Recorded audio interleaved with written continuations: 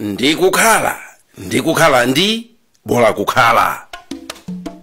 Nzina la Atate ndi la Mwana ndi la Mzimu Woyera, amen. Chaulere cha Ambuye athu Yesu Khristu, chifundo cha Mulungu Atate komanso chiyanjano cha Mzimu Woyera zikhale nanu abale.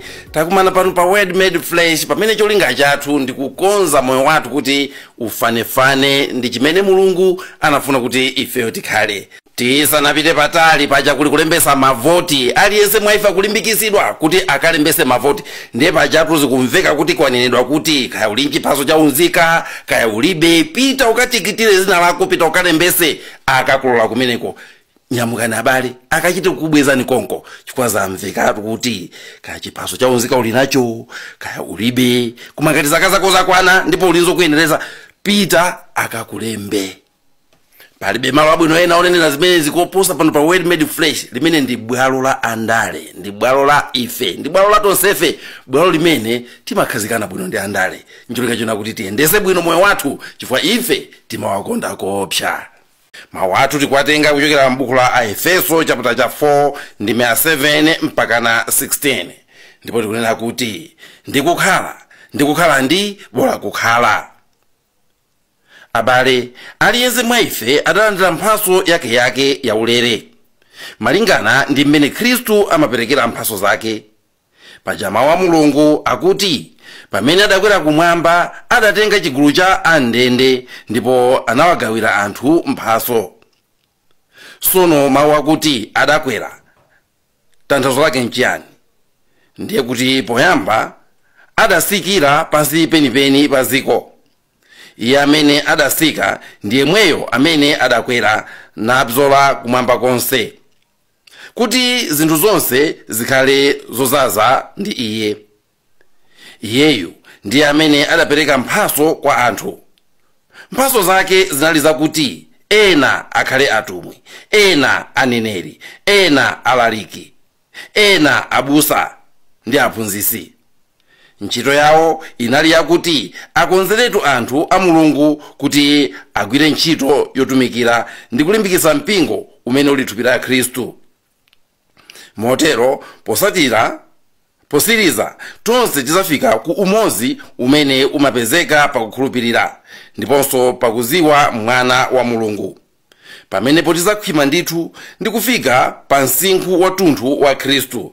Sitizakhalanso ngati ana akhanda ogwedezeka ndi mafunde ndiponso otengeka ndi mphepo iliyonse ya zophunzitsa za anthu onyenga amene amasokeresa anthu ndi kuchenjera kwawo. Kwenikweni tu pakulankhula zoona ndi mtima wachikondi, tizikula pa zonse mwa Khristu. Iye ndiye mutu umene umalamulira thupi lonse ndi kulilumikiza pamodzi ndi mfundo zake zonse. Motero chiwalo chilichonse chimagwira ntchito yake moyenera, ndipo thupi lake limakula ndi kuzilimbisa ndi chikondi. Mawu a Ambuye, tithokoze Mulungu. Ndikukhala ndi bola kukhala. Mukupereredwa kwa munthu, Mulungu anayika kuthekera kwakuti munthu akokere kuchokera kunja kwa iye mwini kuti apeze bwino. Ukasowa kanthu waperewera iweyo, koma kuzera mukupempha ndi kulandira umakwaniritsidwa. Ambuye Yesu anati, pemphani ndipo muzalandira, Mateyu 7. Kupempha nkonse koma kolite, chifukwa pali kupempha kwina kumene pamapeto pa zonsezo umakhalabe upereweredwa. Mulungu amatilimbikitsa nthawi zonse kuti tisamagwire ntchito kugwirira zinthu zakutha. Amanena kuti musagwire ntchito kuti mungopeza chakudya chimene chitakuonongeka, Yohane 6:27. Mwina bola Solomoni, pakuti mukupempha kwake pofuna kuti akokere kupereredwa kwake anapempha nzeru, ndipo Mulungu anamuyamikira kuti wapempha bwino. Pali zinthu ziwiri zimene anthu tingathe kupempha kuti tikwanirise kupereredwa kwathu.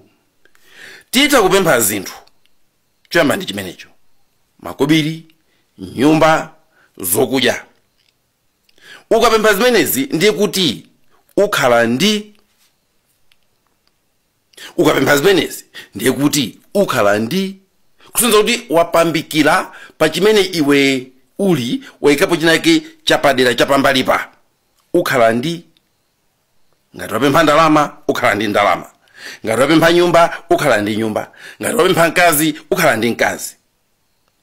Koma mawu amene tawerengaja akutiuza za mphatso zina zimene tingathe kupempha, ndipo mphatso imeneyo akuti ndi yabwinoko.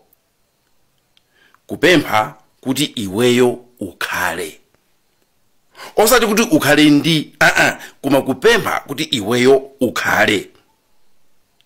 Kusonyeza kuti kupempha chitukuko cha iweyo cha mkatikati mwa iwe, kupempha kusandulika kwa iweyo kumene kuchokera mkati mwa iwe, kumene iwe utakukuona koma mwina anthu ena sakuona. Ichi ndi chimene Ambuye Yesu ajamanena kuti palibe amene angakulande, palibe amene angakulande. Iniyo mawu amene ndawerengaja akuti Ambuye Yesu amene adasika kuchokera kumwamba ndiye mwe amene anakwera kupita kumwamba, ndipo akunena kuti anapereka mphatso kwa anthu. Ndiye mumve mphatso zimene akunena kuti anaperekazo. Akuti iyeyo ndiye amene adapereka mphatso kwa anthu. Mphatso zake zinali zakuti ena akhale atumwi, ena akhale aneneri, ena akhale alaliki, ena akhale abusa, ena akhale aphunzitsi. Imeneyo ndiye mphatso yakukhala, koposa mphatso yakukhala ndi. N'chifukwa chake ndikunena kuti kukhala ndi kukhala ndi bola kukhala. Mayi ndili ni makobiri apa, ndikupaseni makobiri wa mudyere kapena ndikutumizeni ku sukulu ya zamanja. Akakufunsa funso ngati limenelo akufunsa kuti kodi ukufuna kukhala kapena ukufuna kukhala ndi. Wanzeru amene amafuna kukhala apita akaphunzire, akhale woluka, akhale wophika bwino mwaluso, akhale mphunzitsi, akhale china chake, osati akhale ndi chinthu chimene palibe amene angakulande. Kuli ana asukulu amene amaphunzira kuti akhale ndi certificate, chimene chonchochipa, chimene chonchochipa. Bola amene amaphunzira kuti akhale anzeru, akhale uziwa, akhale uphunzira. Iniyo okuba atakubera ku nyumba kwanu ndikuzaba zonse zimene muli nazo ku nyumba kwanuko. Amaba zonse zambali ya kukhala ndi. Ndinali ndi TV, ndinali ndi malaya, ndinali ndi thumba la mchere. Amaba zimenezo. Anthu akamati abamo zonse osasiya kanthu amawerenga zimene zokhala ndi. Koma zimene iwe uli nangati uli moyo sangakubere. Luso lako sangakubere, chitanidwe chako sangakubere, khalidwe lako sangakubere. Ndiye ziwani lero kusankha kukhala, osanathamangira kukhala ndi. Ukhale kaye mkazi wabwino usanakhale ndi banja. Ukhale kaye mwamuna wabwino usanakhale ndi mkazi. Ukhale kaye munthu wabwino usanakhale ndi udindo. Ukhale kaye munthu waluso usanakhale ndi contract.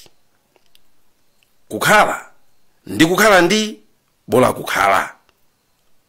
Batimeyo nyamata osaona ankankana pempha anthu makobiri, amafuna kukhala ndi makobiri. Koma ataona Yesu sanafune kukhala ndi, anafuna kukhala. Anampempha Ambuye, ndifuna ndizipenya. Chimenecho chinampasa miyayi yochuluka yoona zabwino za Mulungu. Sankhani kusintha moyo wanu kaye, tukulani chankati mwanu kaye, musanapange zitukuko zakunja. Yambani mwakhala ndipo zimene muzakhale nazo zizalimba pa inu. N'chifukwa chake munthu amene akufuna kukhala amalimbana ndi kukonza khalidwe lake. munthu amene akufuna kukhala ndi zinthu zabwino usanakhale ndi uyambe wakhala. Chifukwa che mpingo umalimbikisa kumbali yokhalayo ukhale mkhristu wabwino, ndipo zimene utakhale ndi zizakhala zokhazikika pa iwe. Funafunani kuyamba ufumu wa Mulungu, ndipo zina zonsezo azakupasani. Chimene anthu lero akulephererera kulimba pa maudindo nchonena kuti akufuna kukhala ndi asanakhale. Chimene lero anthu asakuchedwera kukankhidwa pa udindo nchonena kuti akufuna kuti athamange kukhala ndi asanakhale.